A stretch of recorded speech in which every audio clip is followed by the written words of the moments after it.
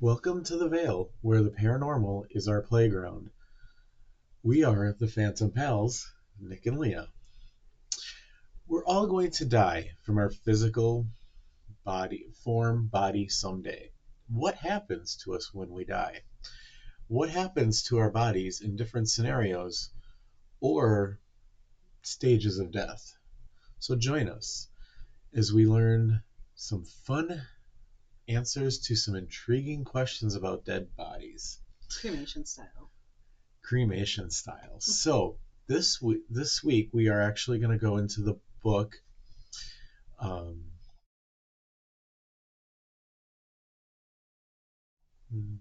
Will my cat eat my eyeballs? Um, I got on this book. It was so fun. um, yes, she did, and so I found the story on cremation.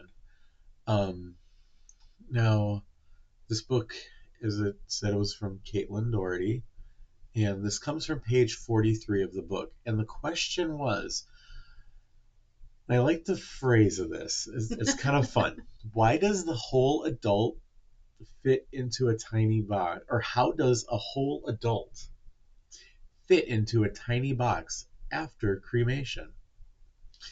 Well, this kind of got my brain kind of moving a little bit.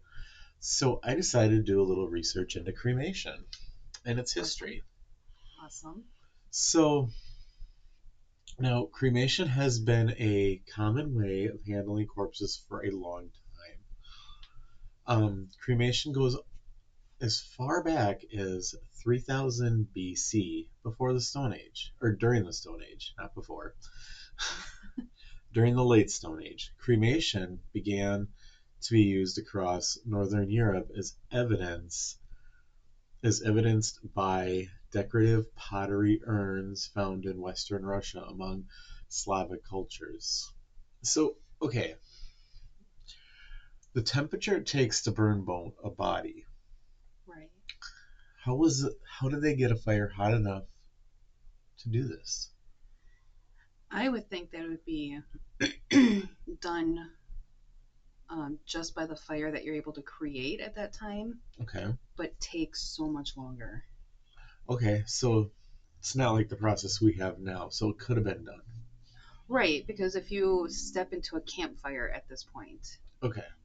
the soft tissue is still going to burn. Okay. And if in there long enough, I mean, So just like they burn the witches at the stake, they only used hay and fire. true, and the bones probably wouldn't turn into dust. They'd just be more I'm whole at very, that point. yeah, I'm very interested to find out a little bit more about like what they did with the bones because right Mhm. now we process them where they're crushed, Yeah. but they didn't have that processing in like the Stone Age. And could have they got them to the point where they were compromised enough to crush them? You can break them apart, yeah. Yeah. Okay. It's easy enough to break a bone. Okay. Femur is a little bit harder, but it can be done. All right. So now with the Bronze Age, and this is about 2500 to 1000 BC, cremation was found to be used in the British Isles, which is now Spain and Portugal. Um, what's the next one? In the Mycenaean age, Mycenaean. Okay. about 11, or I'm sorry, 1000 BC, cremations became part of the elaborate Grecian burial customs. But by the time of Homer in 800 BC, cremation was more encouraged for health reasons, and then you're also thinking of wars at the time in the battlefield. So it's a faster way to lay the warriors that were slain into rest. So when would the plague have been? Like in Monty Python, bring out ye dead, It bring was in the out ye dead. 15th century. Oh, okay. Yeah. Which plague? There's a lot of them. Oh, yeah. Now, Romans embraced this custom around 600 BC and used it so much that there actually was an official decree stating that cremation um, cannot be done in the city limits. Right. So they were cremating their dead so often that it was becoming a problem within city limits. Okay. And so an official decree was put out that they can't do that in the city limits. Oh, all right. However, it was really cool because cremation remains in that era with the Romans was placed in like an elaborate urn versus just Okay. a smaller urn or some of the ones that we might use today. It was elaborate and big, Okay. and it was stored in like a column type of building. Oh. So kind of like how we have tombs, Mm-hmm. it was stored in that type of building, and all it was the ashes. But think of how much Hmm. space that took up. Yeah. There wasn't a body there. So barely any compared to a body. Right. So it's pretty much just building this little building for the purpose of just holding another Okay. face. So a lot of space that would took up. Hmm. All right. Well, so now we go to 400 AD. Mm-hmm. Um, do Constantine's Christianization across Europe, Mm-hmm. burial began to take place more often than cremation. Right. And cremation was actually becoming less and less popular. So it like Okay. went up and was constantly used to the point where when Christianity was really going across Europe in that 400 AD, Mm-hmm. they stopped using it Okay. very often, Right. except in times of plague. Right. Because Because health, plague, health hazard. wars, Okay. and burial ended up being like that method of laying the bodies to rest. Okay. Now, this is going to lead us now to about 1873, and Professor Ludovico.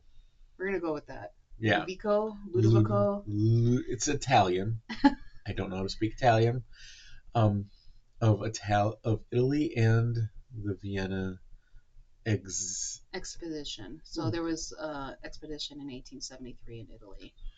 Oh, okay. And this is where he reveals a furnace that he invented for the purpose of cremations, um, which became widely accepted on both sides of the Atlantic at that time. Right. So now it's making a comeback. Hmm. So kind of doing that roller coaster Okay. thing.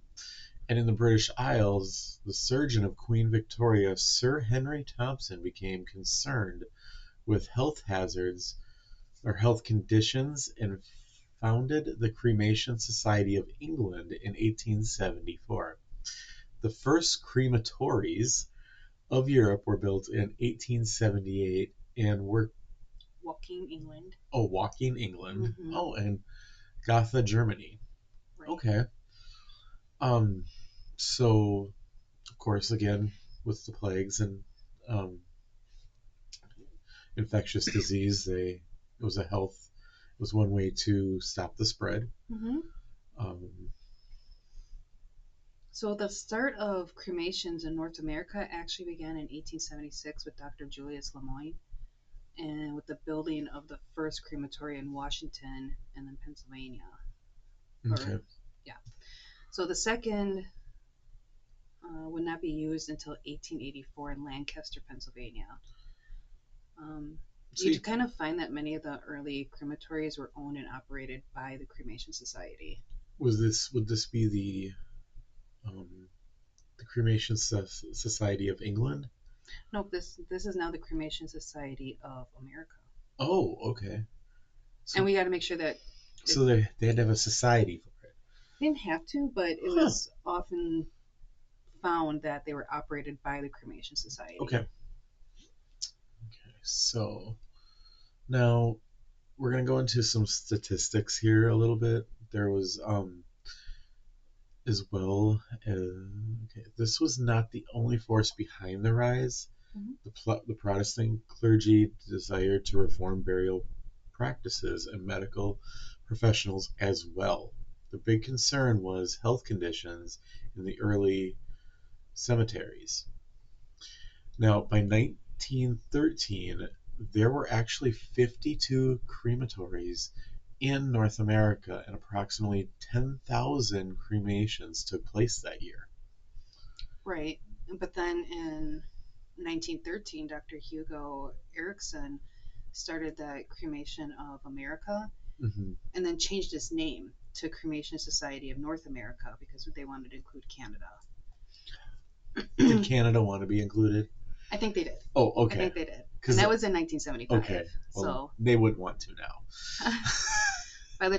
by this time, there were over 425 crematories and 150,000 cremations were done Okay, so in America at that time. So it blew up then. Yeah.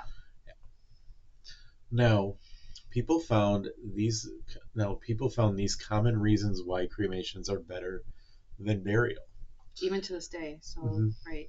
So one is cost. On average, cremation is about 45 to 50% less the cost of a burial. But still expensive, Yes, which is crazy. I mean dying is expensive. So It is, which is dumb. Anyway.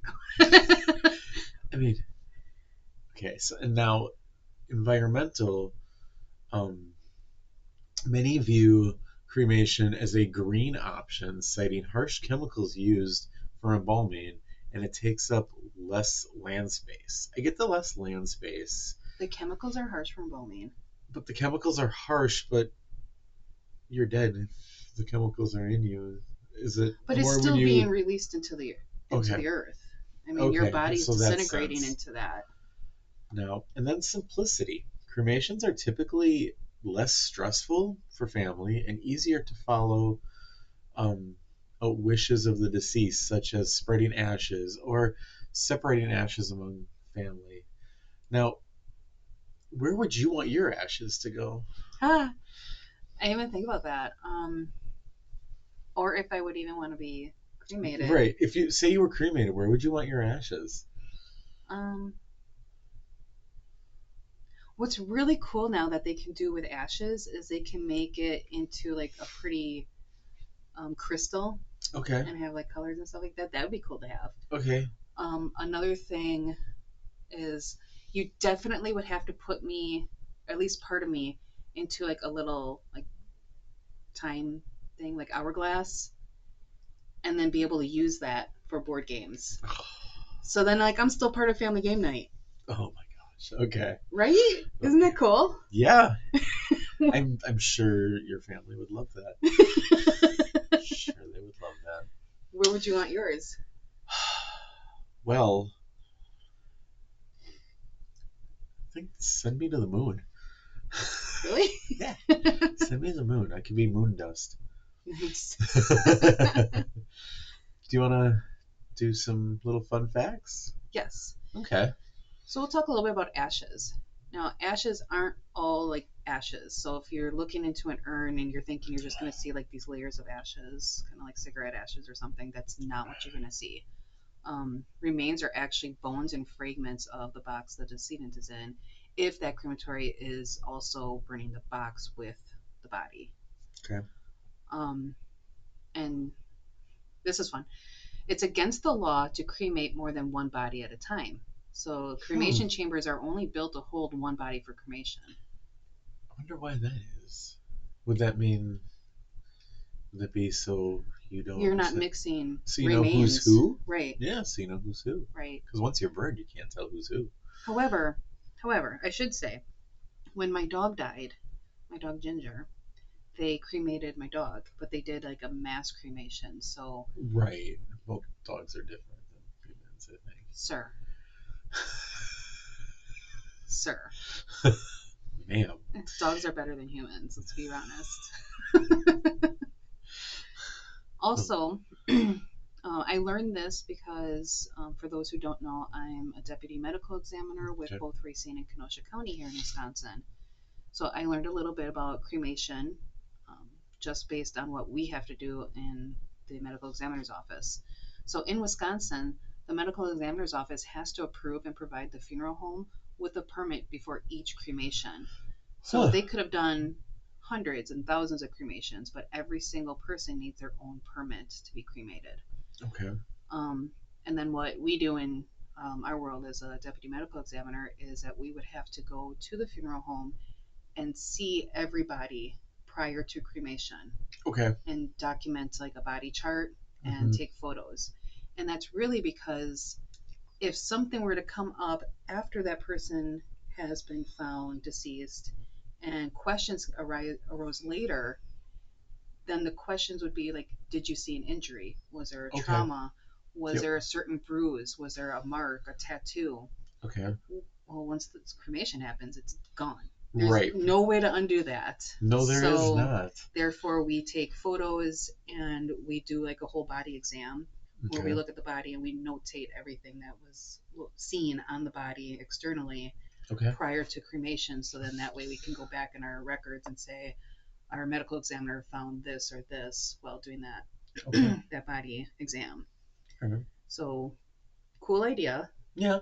extra step, but it really doesn't take that long. Right. So It's kind of like an in and out thing, and funeral homes don't have to wait that long for it. okay. So it's not a Right, hindrance. right. Okay. Well, Which the also means that DNA is gone. yes, DNA would actually be gone then too, because Correct. so there's no DNA in the bones then. There's DNA in your bones, but your bones have been processed and crushed.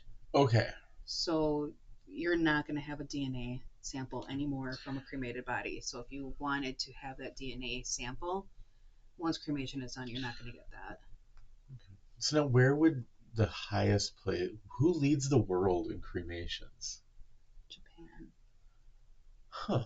Japan has a cremation rate of 99% of their human remains.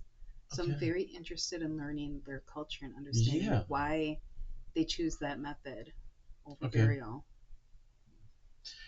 So now, a fun little tidbit here is items that can cause explosions or complications. One of them is actually pacemakers. Correct. Anything implanted into your body that we do in our modern day world of like surgical replacements of hips, joints, like all of that, they're not going to burn. Okay. And you have to get the pacemaker out because that could cause an explosion. Okay. So a lot of funeral homes, believe it or not, and I know it sounds like messed up, but funeral homes will actually take those, especially pacemaker comes out, but everything else that's left after the cremation, meaning like your hip, Yeah, or your new knee, that's left, and then can be given back to the family. The family is told like, hey, we have, Dave's hip here. Well, I have not had a hip or a knee replaced yet, so I'm good there. So it'd be like somebody calling your mom and going, I got Nick's knee. You still want it? Wow. For those that are not claimed, they actually do have a box of just like stuff that they couldn't. So it's very interesting when you walk into a crematory or a funeral home and you look over and there's just a box of like different surgical things. You're like, oh. All right. Now, this process is about 2 to 3 hours long. Yes. Now, this I find interesting. The most popular place to have ashes spread. Disneyland. Yes.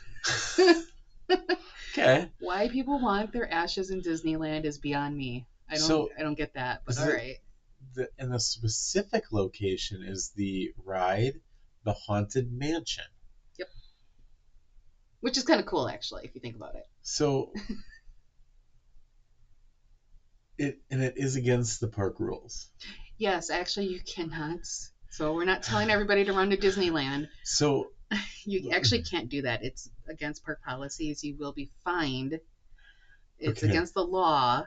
So you will be cited. You'll be fined. You'll be kicked out of the park. Like, you can't do that. But some people still do. So, and the funny thing here is that what I read was the staff actually has a secret code to indicate cleanup for this activity. Yeah. So it's not like spill on aisle 5. Right. Dump the ashes. Clean up. So I wonder what that secret word is, or code, because I'm curious. That would be interesting. Yes. But I would use it as like a phrase then. Yes. That would be like a common phrase in my everyday vocabulary at that point. Yeah, I can see that. Mm-hmm. So now, So back to the original question: how does the body fit into the urn? yes, now the first 10 minutes of the cremation process is fire attacking the soft tissues, leaving just the bone. Now, the bones um, are moved to a separate processor and Mm-hmm. then crushed. Mm-hmm. The weight of the body, now ashes, is about 4 to 6 pounds, depending on the weight of the person and the height of the person. So now, why would it be the weight? Because if you, I would think it'd be It's more more the soft tissue. height, but in ashes, the soft tissue just burns away. That doesn't add Burns to the away, but weight. it leaves a little. It does still leave residue. Okay. Um, the process are completed. So if you think of a chamber, Mm-hmm. once that process completed, that chamber opens, and then you take I don't know the specific name for it, so all of our funeral directors can tell us. Mm-hmm. But you take whatever it is that they clean, and they clean out everything in that chamber, and they bring it all Okay. out. So everything that's in that chamber is now going to be placed into that pile of ashes, Okay. which look white. They're not really gray. Mm. They're kind of chunky. Okay. So they're So chunks of bone. yeah, so it's Uh, not going to be like this finite little dusting or whatever. mhm. It does look differently than that. Okay. And then they're put into the urn of the family's choosing. Yep. Okay. So it's a And relatively easy question to answer. yeah, it is actually a very easy question to answer. So Um, that leads me to asking you, cremation or burial? ooh, um, well, I mean, I do have the military honors. I don't know if I would want to be cremated though or not.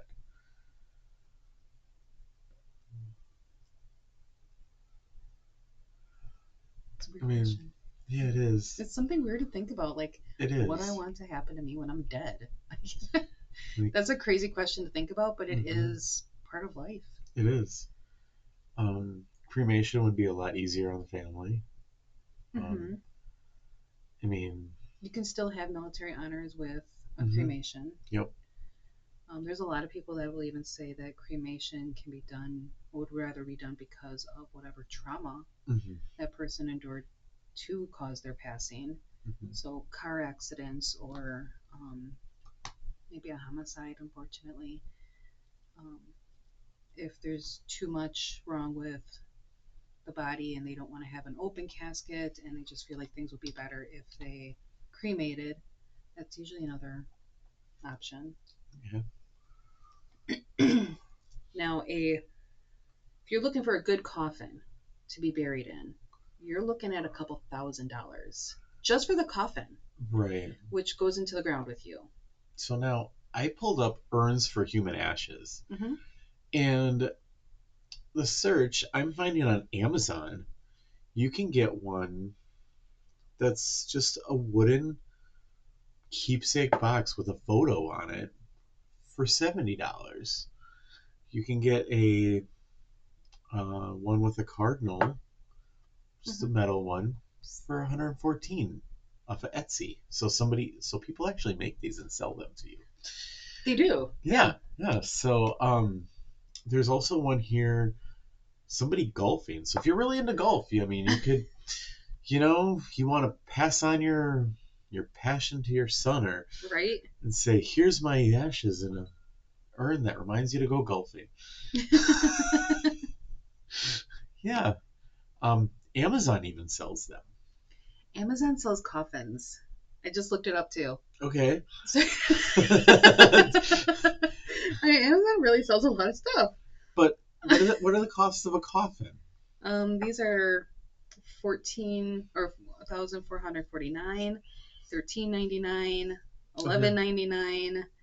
So we're talking a couple $1,000s for some coffins. Okay. And compared to an urn, which you can get a very elaborate one and spend that much money on a very elaborate, um, gorgeous urn if you wanted to. But No. you can go all the way down to a box for $24. Yeah, you could. Just a solid rosewood cremation box, and Hmm. you could have a name carved in it. Yeah. Not sure. And you could actually, if you have a plot, like a family plot, you could fit more people in that plot if you buried ashes or bone. That is true. And what's interesting is my grandparents actually are doing that. Or So, and my grandma had passed in 2010, and she is not necessarily buried because now you can do overground burials by placing them in tombs. mm, So my grandmother is actually interred into a tomb. Um, my grandfather is going to allow for cremation, so then they can take the urn and place it into my grandmother's coffin. So they would reopen that for, so then they can be technically buried together. mhm, Interesting. yeah, I don't know what I would want. I don't know. My Um, biggest fear of death. I don't my, have many fears of death, but the one big fear I have, or two big fears, is drowning or dying by fire. So, I don't know if cremation is good for you then. right. Well, I'm already dead though. But Mm, it is the idea of taking my body and placing it into something that was my biggest fear in life. right. And plus, then you can't do all the cool stuff that I have planned out for my funeral, like rolling my coffin in 15 minutes after it starts, True, because true. I am constantly late, so I have to be late to my own funeral. And then, of course, I wanted to start with the casket closed Okay. and then play Pop Goes the Weasel before everybody gets to see me. Wouldn't that be funny? Well, if I'm gonna do Pop Goes the Weasel, I want the coffin to open up and Right. something to push me up and make me sit That up would be hilarious. because I want to see how many people go to the ceiling at that point. But that's besides the point. I was even thinking of recording my voice and talking smack about everybody being there or something as the coffin is closed. Okay. Make it sound like I'm talking from in there with my muffled voice. So you're gonna be pulling pranks even in death. Okay. Absolutely. All right. All right. Send people messages or like save them to my phone and then have them like go out after my death. So people are still getting messages from Okay. me. Oh, I found a crazy one. But it's funny. It is though. Well, that is our episode on cremation. Um, our next one is our, correct me if I'm wrong, creeps and cocktails. It is going to be Creeps and Cocktails. We'll be having a fun cocktail and talking about one of the first serial killers in the United States, and we'll discuss a little bit about him, and that'll be coming up in our next episode. Mhm. And then to round the month off, we have Belleville, Wisconsin, and that is Yes, a UFO one. that's all his area. I'm We just are going to going to sit be here all over the silently. place this month. I will let So, him take the reins on that one because I don't know anything about it, so this will be so, fun. so hopefully you join us for those episodes as well. Mm-hmm. This has been a Dead Squirrel Studio, Mm-hmm. and we are the Phantom Pals, Nick and Leah. Make sure to like and subscribe so that you find out new episodes when they come out, or even special ones that we do here and there just Yeah, for funsies. our bonus episodes. Yep. Yep. And thank you for listening.